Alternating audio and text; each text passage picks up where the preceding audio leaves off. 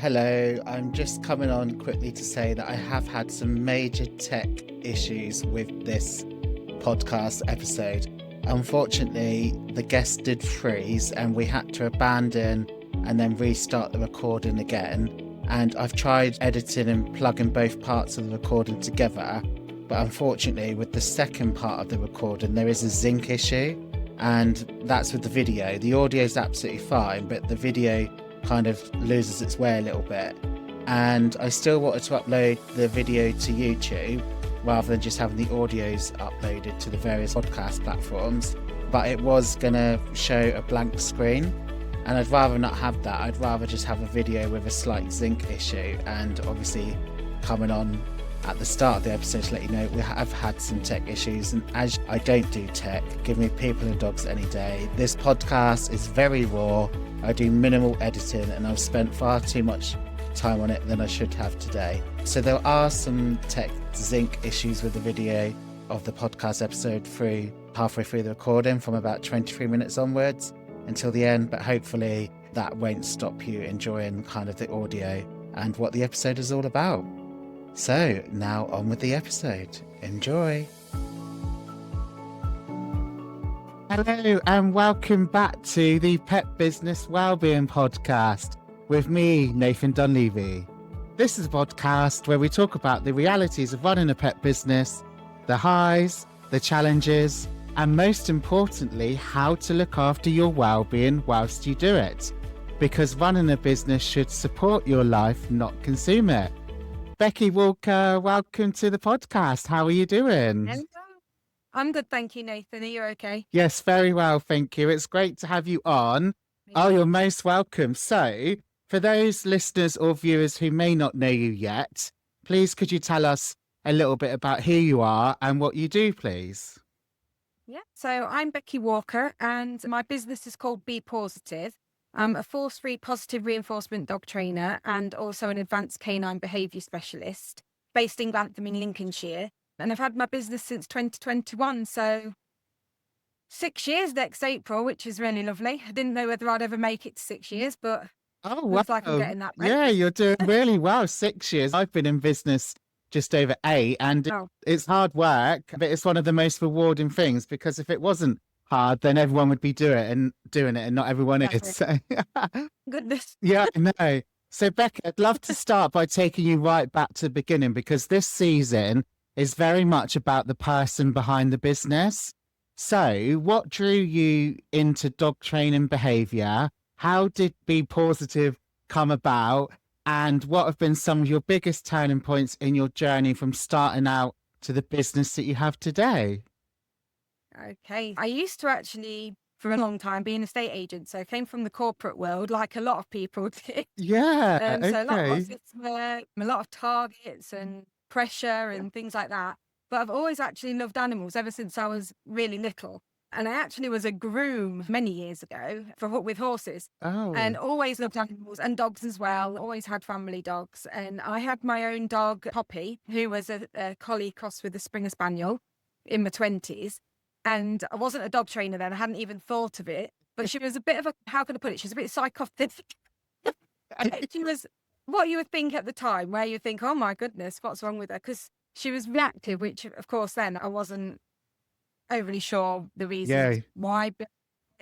And sadly, when she passed away when she was 13, I didn't want another dog because I thought I don't want to go through that again. Long story short, really missed having a dog around, started looking, found Brody, which was a bit of fate. Ended up getting my puppy Brody, who's a Border Collie, in 2018. And I worked at the Woodland Trust at the time, and there was a lady there who was a dog trainer.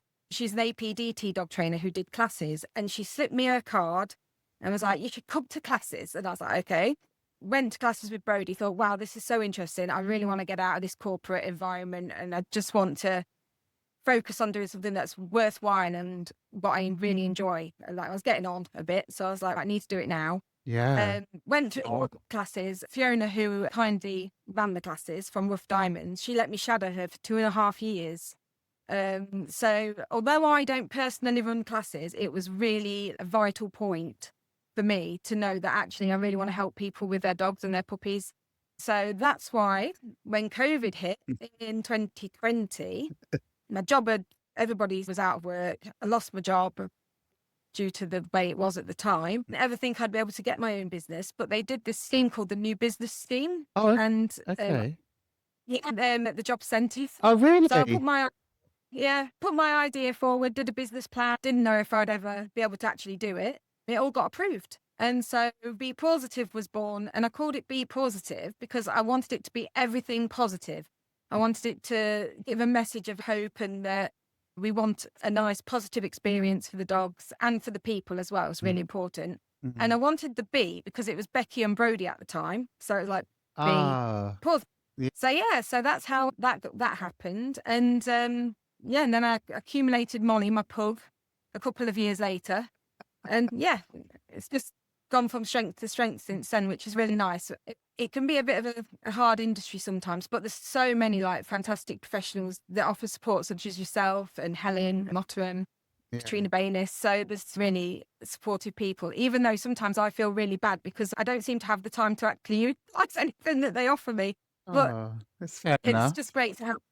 It's like a safety net for you because you've got somebody there who understands exactly the trials and tribulations of working alone, and working in sometimes it is tough sometimes, but rewarding. Yeah, and the thing is, obviously, those support functions, or whether it's a group or whatever, they'll always be there. So you can take what you need, leave what you don't, or pick it up as and when the time is right.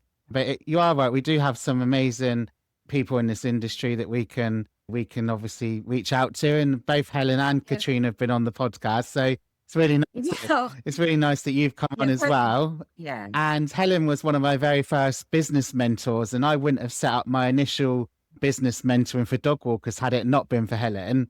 Yeah, and Katrina's a really good friend of mine as well.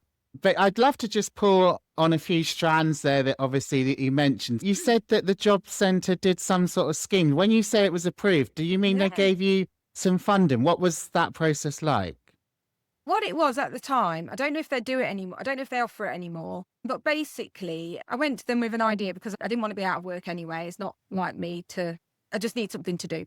And they said, actually, we've got this, if it was like new business enterprise and you get an allowance, it's not a lot. What they do is support you in, like they'll help you put your business plan together. They will contribute towards costs of things to set up. So I didn't get a massive amount of money or anything, but at the time, all I really needed was a few bits and bobs and a venue. Because it was COVID, there was restrictions anyway, so I couldn't have more than 5 people. Because at the time I was looking to do classes. But as I researched more and delved more into doing different courses and things, I thought that's not the path I personally want to take. I wanted to focus more on one-to-one work with people and their puppies and their dogs. Just because I thought they were getting that something extra. It's great to have classes if that's what you enjoy. But a lot of people get social anxiety, don't like being in large crowds of people, don't like feeling the pressure or like they're being judged. And some puppies just get overwhelmed in that environment. There's plenty of other trainers in the area where I am, good trainers who do offer a class.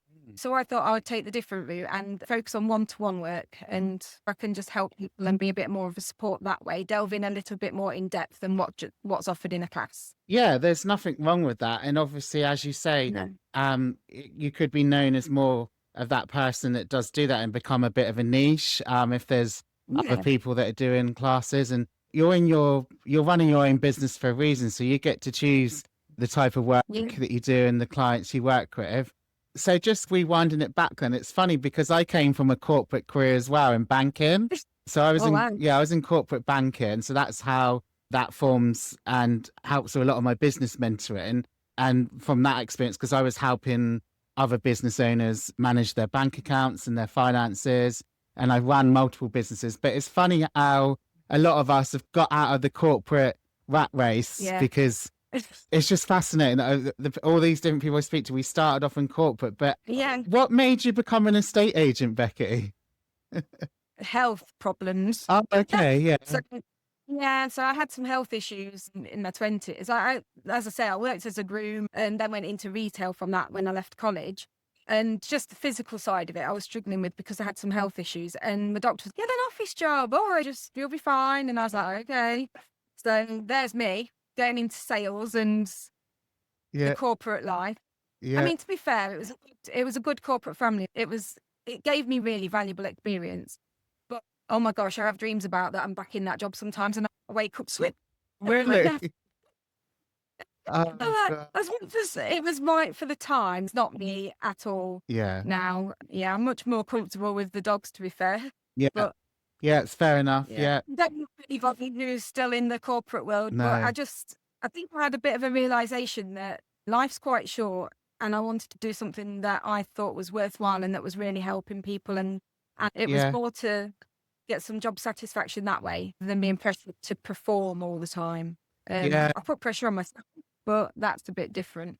I know what you mean. It was like in the bank, there was a lot of like targets and chasing the next sort of promotion or whatever. But like running your own business, as we said earlier, and working with dogs is not for everyone. And obviously a corporate job might be better suited for some, because some people like having that structure and that you turn up and you know what your job is and what's expected. And so that suits some people, but it doesn't suit everyone, does it? The only thing I miss from it is paid holidays and sick days. Tell me about it. I was. People like never on holiday. I used to get 6 months full pay for sick, and then 6 months half pay at the bank. And paid holidays, bank holidays, pension. Yeah, it's the part that I do miss. Yeah, that's it. It's just having that security of it now. It's a bit like, let's live for the moment and do month by month. But I sometimes say that, oh gosh, maybe I should just go back. And everyone's like, get a real job. And I'm like, oh God, that's annoying. Yeah, I know. I've been having this conversation recently that people don't really see dog training. It may not just be dog, or even dog walking, actually. They don't really see it as a proper job. They see it as like a hobby, and you're not really taken seriously, are you? It's a that's it. I do walk some dogs every month because I've accumulated them. As I was going on one-to-one appointments doing my training, especially with reactive dogs or nervous dogs, I'd be like, oh, I don't want them to have group walks. Do you offer walks? Sounds like gaps in my diary. All right. Yeah, why not? My insurance. So I've got 10 dogs that I've had for about 3 or 4 years, 5 years. Yes. I'm not taking on any more walk. No. But and then I see people and like, oh, I'd love to be a dog walker. Oh, God. You're just out all the time in the nice. No, there's so much more involved. It's funny you say that, because I started off as a solo dog walker 8 years ago. So, and I was known as a solo dog walker, but then that was all the reactive dogs, in inverted commas, the anxious, nervous dogs. It was all the dogs that the other dog walkers didn't want to take on because they only offered group walks. So I got known as the solo dog walker. But do you know what? It gave me such a solid understanding of those types of dogs and handling those types of dogs. You learn so much. And obviously I've then grown from that and got into dog training. But doing those one-to-one walks and working with those types of dogs was worth its weight in gold. Yeah, it is. It's so rewarding. And like now, a lot of them, like, you still have to come because you're like family. They wouldn't like everything to see you every week. I know. But it's so nice. But it's, a lot of people, they don't realise that there's a lot of responsibility with dog walkings as well. You know, you've got to be able to administer the first aid if you need to. You need to know how appropriate reactions if something happens.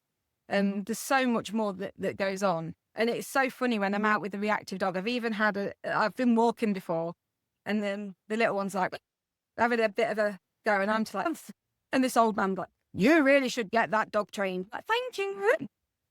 Dog trainer. I do.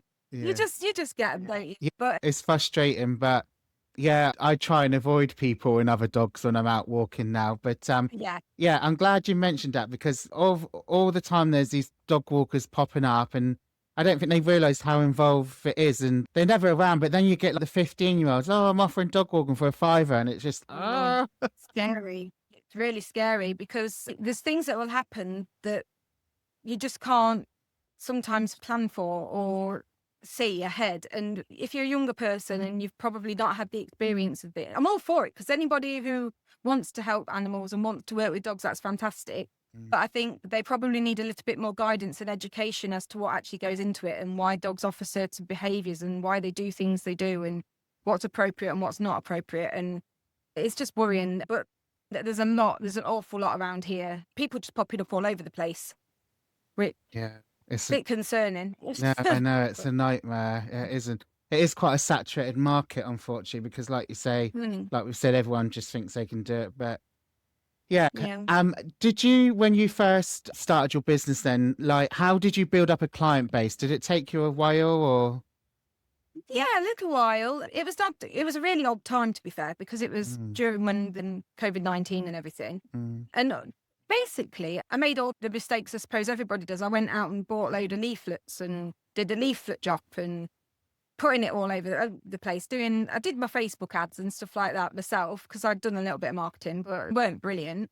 And I think mainly from just me going to a few appointments, it was word of mouth because I didn't get much from the leaflet. So I thought, scrap that. I'm not spending any more money promoting this by printing loads of stuff off. And yeah, it was a lot of word of mouth, just getting the word out there on social media. I'm not a big tech person. I'm a bit old fashioned. So I need to really get with it and get on TikTok and Instagram, I suppose. I'm a bit rubbish. I know what you mean. I'm not very Like, technically minded either. yeah, I've recently got Canva and I've loved that now. But I'm getting used to Canva now. Yeah, I know what you mean. Doing PDFs in Canva. yeah, it's really good. But Yeah, I think word of mouth is so powerful, isn't it? Still, even to today. yeah. I often And I did put like, no, go on, my love. sorry, No, I go did on, my put like love. business cards up and stuff. So Yeah, just in local shops and supermarkets, just pop a business card on the notice board and yeah. yeah. No, word of mouth is really powerful, and obviously your existing customers or past clients can recommend you. I used to do a lot of network when I first started out, and if you build those relationships and build that rapport, and manage those relationships, those people effectively do become your unpaid sales force. So Yeah. yeah, I think word of mouth is still all the marketing gimmicks and bloody TikTok and Facebook ads or whatever. I still don't think you can beat good old Yeah. word of mouth. It's just a bit more personal. I'm a bit more old fashioned in that way because I just think it's how you make people feel. And, if they have a good experience, they tell they tell other people. Exactly. And I'm really lucky. I've got some fantastic clients and I'm friends with some now, even like 5 years on. That's nice. And, from when I started. So I am really lucky. But you'd also, with the good stuff, you do get like the negative side sometimes as well. Indeed. Unfortunately. Yeah, indeed. I know. So I just would like to bring it back to the different types of dog trainers that are in your area. Unfortunately, there is still a lot of sort of old fashioned dog training and aversive type of method. Yeah. You're very clear about promoting force-free positive reinforcement training, particularly when you're working in an area where aversive approaches are still quite visible. Has it ever been difficult to hold on to that position commercially or personally? And what helps you stay confident in the way you choose to work, Becky? To be honest, I won't lie, it's been hard because, I don't know, it's just me. I'm very strong on ethics, animal welfare. My priority, above everything else, above me, above my money, above appointments, above everything, is the dog's welfare. Then it's the guardian's welfare because I want them as well to feel happy and comfortable with me. I don't want anybody to feel pressured or judged. I'm here to help. I won't look down on somebody if they're coming to me for help because they're coming because they need guidance and assistance. So I want to be the person to be able to support that without any judgment. And I'm very clear, like on my website, on any initial contact with people, that I'm force-free, non-aversive. I will not harm your dog. I will not harm you. Your relationship with your dog is built on trust. That is my top priority. I say to people, I don't build robot dogs. If you want a robot dog, find someone else because I want a dog to have personality and be able to be a dog and enjoy their life. The main thing is just to keep them safe. That's the top thing. Safe, happy and healthy. And as long as you're comfortable with your dog, I don't care if your dog sleeps on your bed with you. Mine come on, I don't care all of that stuff. But yeah, we do have a bit of an issue in this area of some trainers. Fair enough, to each their own. And I always say there's enough dogs for everyone, but I want to provide the information so I'm fully transparent that people can see what I offer, that I'm kind and ethical in my approach, and that I've got nothing to hide. They can see every single course I've done. They can check it. I've got references on there. And I just say to people, because it's an unregulated industry at the minute and anybody can do it, please do your homework. I don't care if you don't use me. If you find someone that you're happy with, but please make sure they're not using harmful or damaging methods, because there's so many dogs that I do see who I've seen the other trainers where they've had, for example, I went to one the other day that had prong collars and she'd had all puncture wounds in her neck. Yeah, there's trainers here. A lot of people will say, I've been called a snowflake so many times, I don't even remember. Oh, no. Oh, you're such a snowflake. Oh, yeah, I'm not putting a noose around my dog's neck to prove a point. So I won't even use slip leads or halties. I like to be able to build a relationship between the dog and the guardian where it's a real trusting relationship and they choose to want to work with you.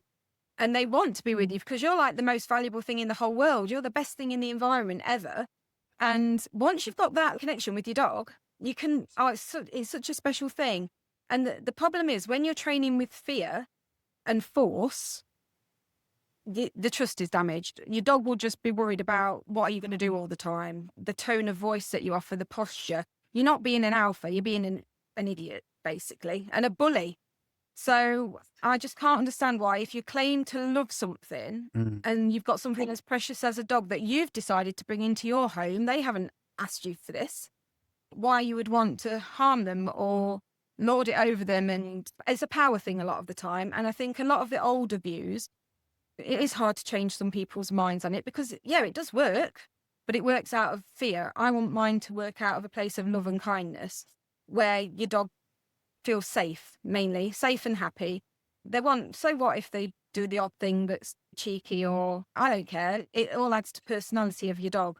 But I'm not going to ever put a dog at risk of ever being scared of me, or oh my gosh, I couldn't live with myself if I had to feel that I had to harm another living being just to get them to do something that I want them to do. So yeah, it's very important. Ethics is at the top. And to be fair, I've had a fantastic mentor.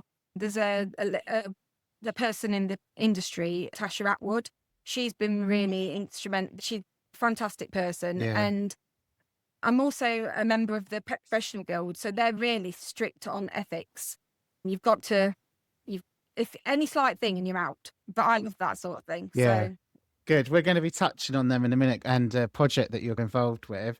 But yeah, just a couple of things to pick up from there. Yeah, it's really difficult because I don't do a lot of in-person dog training anymore. I do a little bit of essay work online, but I was doing a lot of one-to-ones and classes, and I just got to the point where I was burnt out, and I'd never experienced imposter syndrome until I became a dog trainer in all my corporate career. And I think a lot of dog professionals experience imposter syndrome.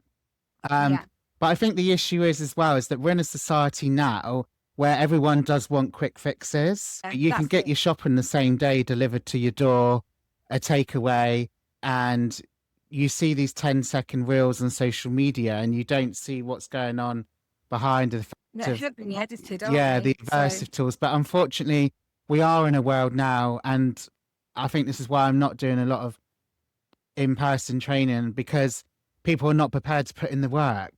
Do you find out they just want the quick fixes? And unfortunately, the aversive methods get the quick fixes because the dog just ends up shutting down.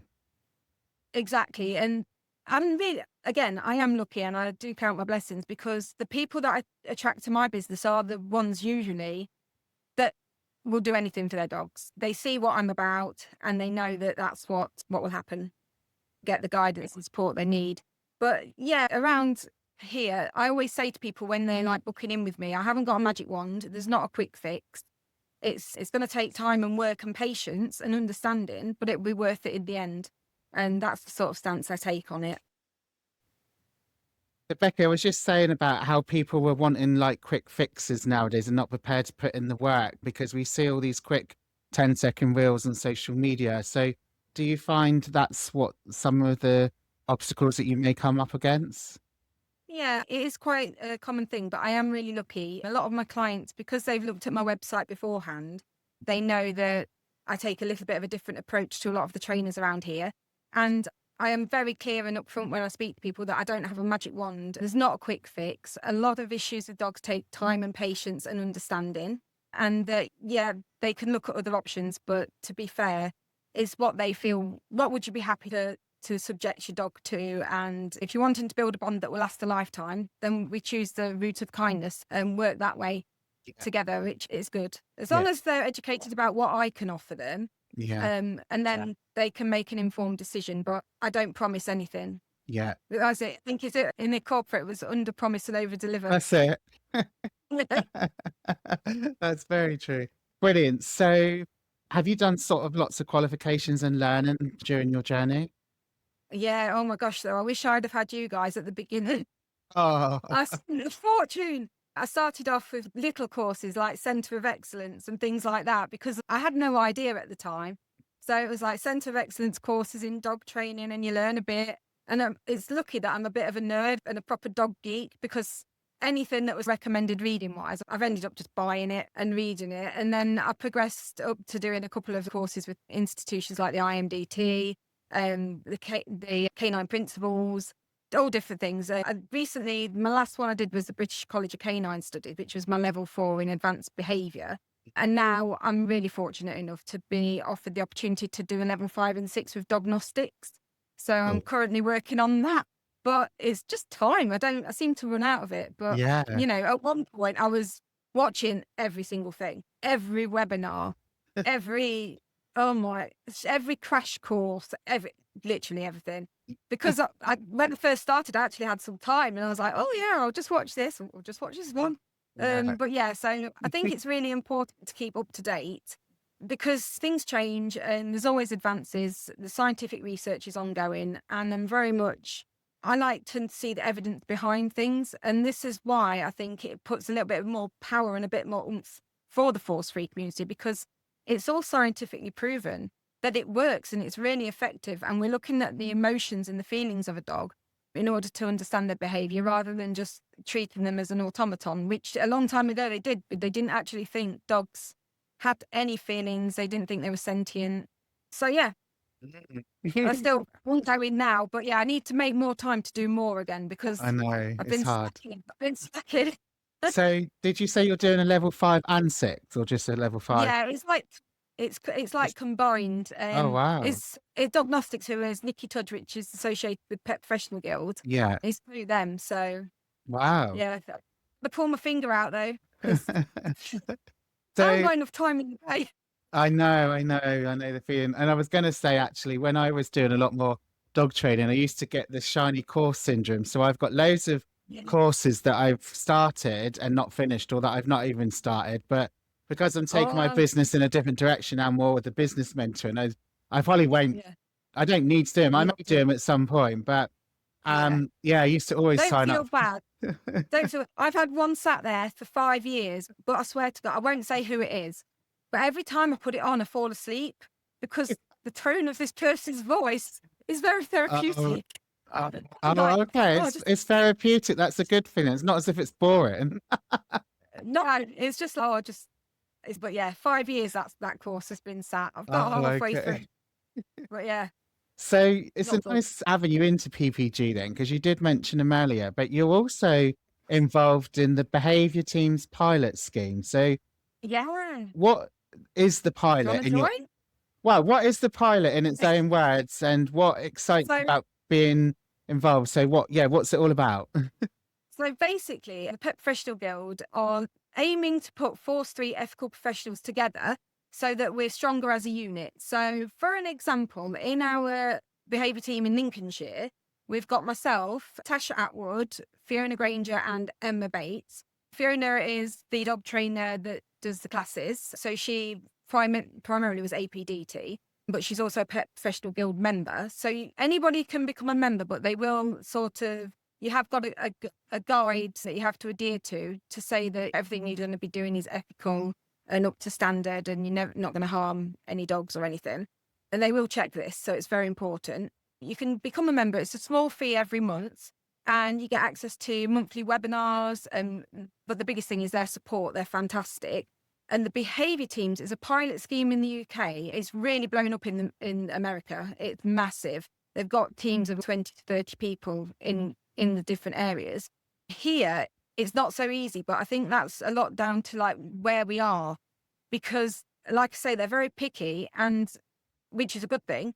But people who are wanting to join, but they're, for example, using a slip lead, or they want to use other aversive training methods, or they're a bit outdated, the Pet Professional Guild won't associate with them.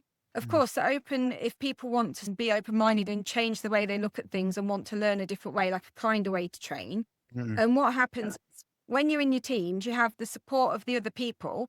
But for example, if someone said to me, oh, do you know someone who offers puppy classes? Because I really love classes. Fiona is my go-to person because I know her ethical standards meet mine. So I'm fully confident that she will take care of these people and their dogs. And Emma runs a home boarding. So again, it's just having a network of people who you can, if I get a really difficult case and I'm wanting an opinion that I trust, I can go to Tasha and I can run it by her and we can brainstorm it together. And then other people in our network as well. We've got so much support behind us because sometimes it is lonely. You're on your own and I don't know everything. There's always new stuff to learn and there's always things that you come across that you've not experienced or faced before, but someone else might have done. Or if not, they can offer a different perspective or say something that you might not even have considered. So it's just having that support network.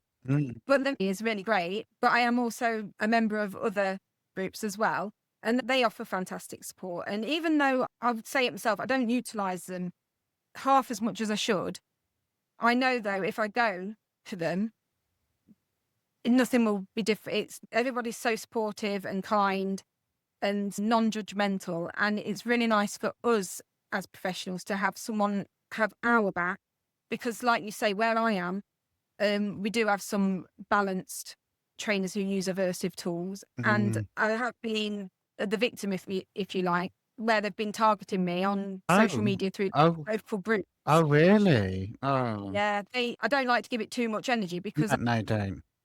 I don't want. I want to do what I want to do, and I want to have a positive impact on people. And I know not everybody is everybody's cup of tea, and that's fine as well.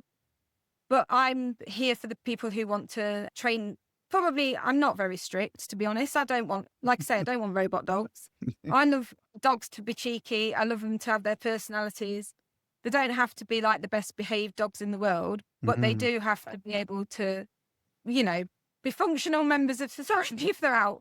But yeah, there's nothing, I don't want to give any energy to any of the others because I want people to look online, see what I can offer, see that I'm actually part of institutions that are part of the UK Dog Behaviour and Training Charter. So hopefully if the regulations come in, that will make such a massive difference to us, because places like vets will be able to refer to behaviourists who are level 5, 6, who are charter members. So that will dismiss quite a lot of people who are not part of these institutions. So yeah, I'm hopeful for the future.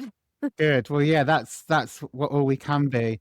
So, Becky, I know that we've spoken privately about us before, but have there been moments where you have sort of questioned whether you can continue, or, it's quite hard, God, yes. isn't it? Okay. Yesterday. Oh, yesterday. This weather. Wow. It's killing me. Oh, my Lord. But no, in all fairness, I probably think it every week. Right. Because I know you mentioned imposter syndrome earlier. But you know what? I think imposter syndrome is a sign that you're a good person, because you're always questioning if you can do better or if there's anything you've missed. Or if I didn't feel that way, I wouldn't be happy with who I am as a person, I don't think, because I think you can always strive to do better. Yeah. And to help more people. And regularly I do think, especially when you've got people in your ear saying, oh, just get a proper job, get a real job. You'll have security, you'll have a nice pay packet at the end of each month, and you'll know exactly what you're going to get. And you'll have holidays and you'll have sick pay. You won't have people ringing you at midnight and 6 in the morning. And then I think, God, that would be nice. And then I think to myself, but I don't have anyone. I hold myself accountable. I can work my diary to a point to where I want it. Obviously, I've got commitments in there, which I never let anybody down.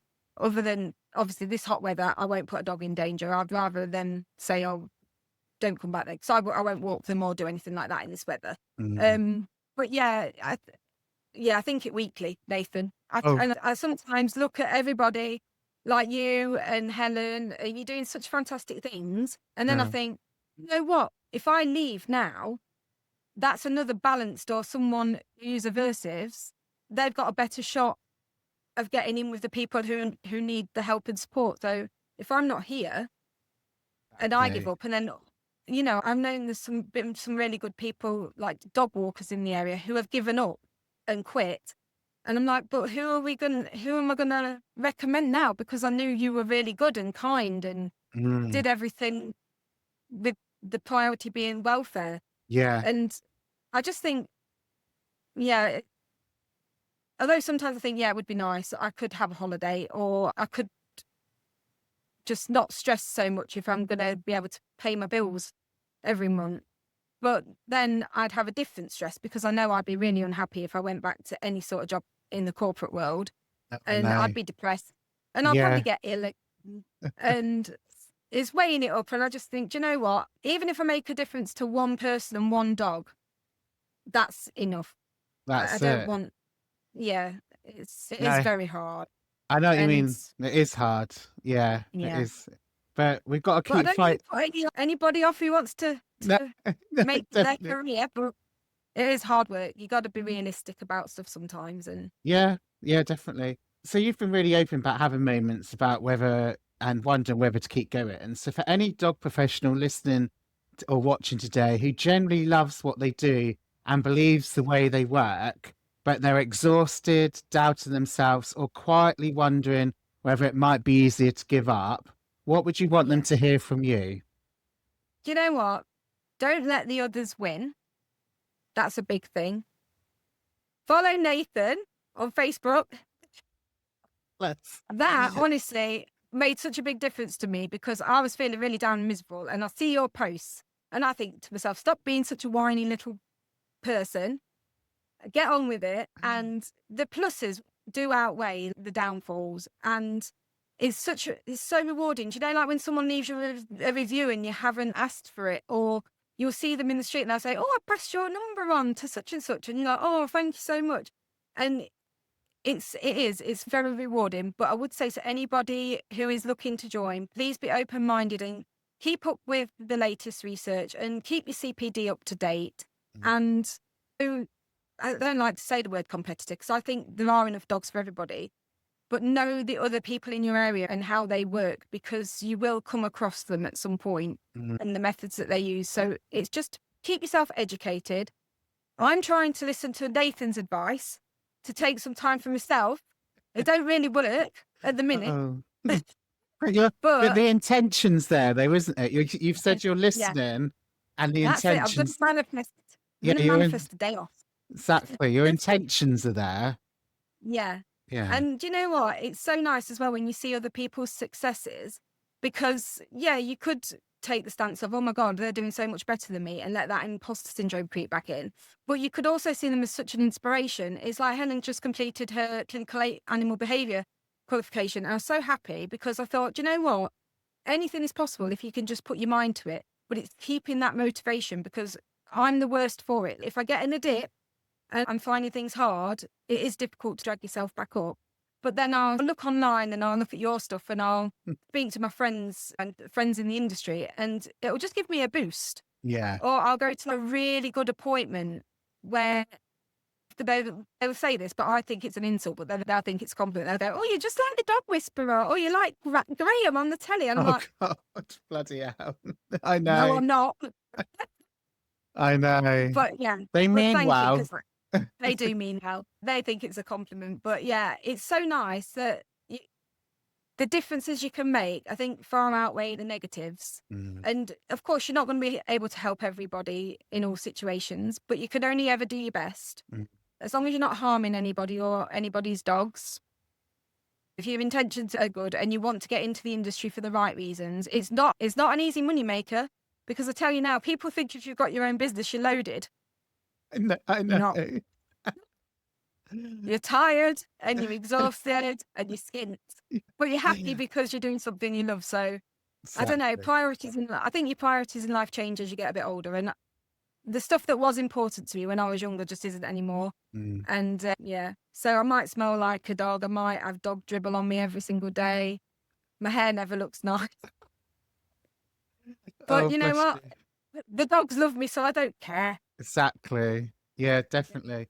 All right, I love that. So, Becky, for anyone listening or watching who would like to find out more about you, how can they reach you? So because I'm an old fogey, mainly I'm on Facebook more than Instagram or TikTok. I need to do that. Sorry, really old.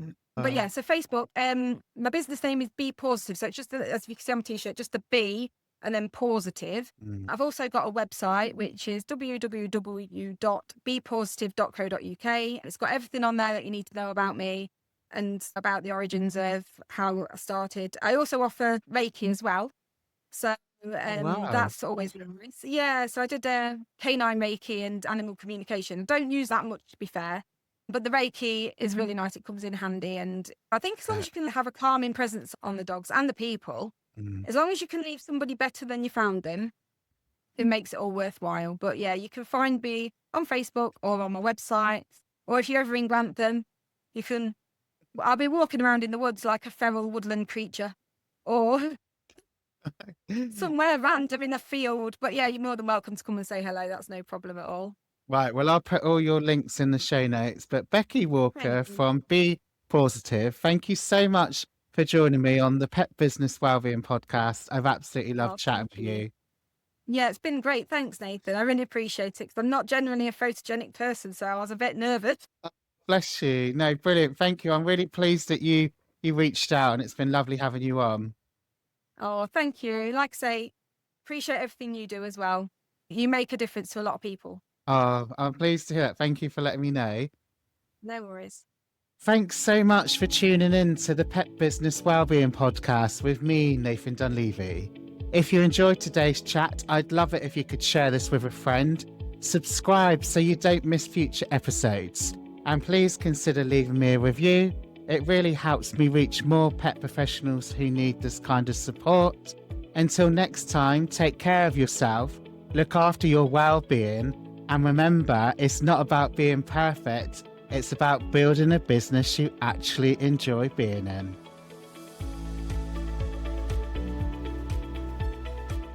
Before I completely wrap up on today's episode, I just want to quickly tell you something that I'm really excited about. This Thursday, the 20th of August at 7 p.m. UK time, I'm hosting my very first free webinar. Why Pet Pro Wellbeing is essential for a sustainable business. I'll be talking about why wellbeing isn't something separate from your business.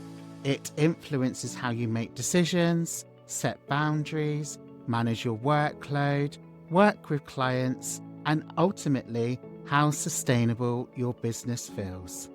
If you've been feeling overwhelmed, stretched too thin, constantly on, or perhaps you know something needs to change, but you're not quite sure where to start, this webinar is very much for you. It's completely free to attend, and I'd absolutely love to have you there.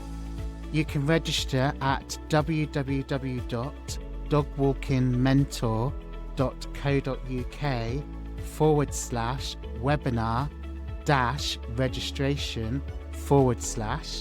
I'll also be sharing a little bit more about the Pet Business Wellbeing Circle Plus, and although it wasn't originally due to reopen until later in September, there might be a cheeky opportunity for you to join for a short period after the webinar. So do come along to the webinar, keep an eye on your inbox for all the details, and hopefully I'll see you there on Thursday the 20th of August at 7 p.m. UK time. If you can't make it live, do register anyway because the replay link will be sent out within 24 hours. Bye for now.